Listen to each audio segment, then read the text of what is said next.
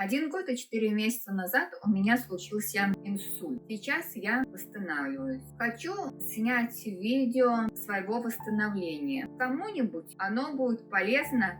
День до инсульта у меня прыгало давление. То оно поднимется, то станет низкое. На следующий день утром в теле была какая-то слабость. Внутри была какая-то необъяснимая тревога. Такое состояние, как будто бы ты стоишь, а потом упадешь и больше не поднимешься. Позвонила в скорую помощь. Мне скорая помощь отказала. Сказала: у вас бодрый голос, мы не видим никакой надобности. Дежурный врач сказал: выпейте крепкого чая, и все будет хорошо. Тогда муж меня сам на машине повез в больницу. В больнице меня приняли, поставили капельницу, прокапали. Как бы полегчало.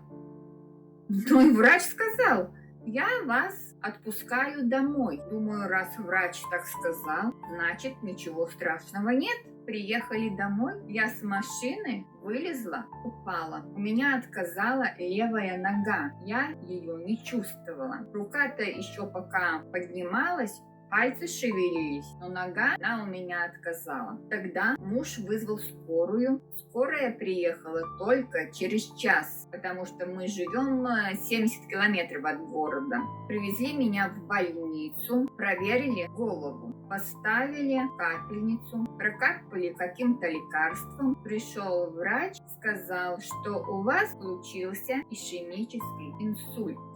Для меня это был большой шок.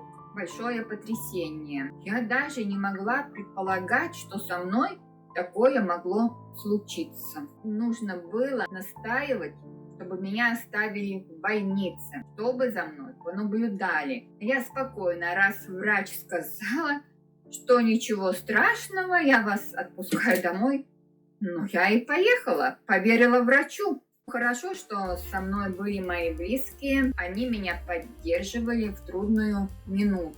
Также со мной работал психолог в больнице. Когда я все осознала, я решила, что нужно как-то с этой ситуации выходить. 2 недели я пролежала в неврологии. Когда прошла неделя после инсульта, со мной стал заниматься физиотерапевт.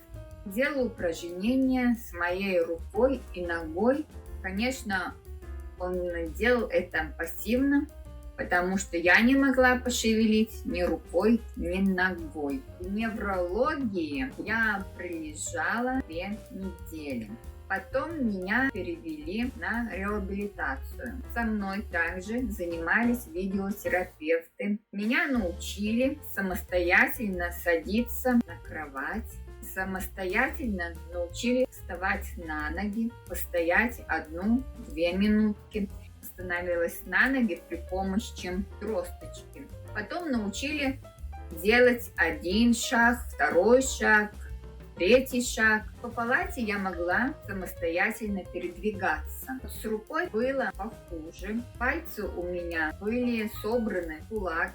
Их самостоятельно не могла выпрямить. Лежа рука стала подниматься вверх. Могла уже поднять ее вверх, согнуть в локте, но это было для меня очень тяжело. Потом прошло 2 недели, выписали меня домой. Домой заходила уже на своих ногах. Физиотерапевт приходила каждый день на дом, занималась со мной физкультурой, разрабатывала руку, ногу. Это было час занятий. Это продолжалось 2 месяца. Я занималась и самостоятельно. За 1 год и 4 месяца я была 4 раза на реабилитации.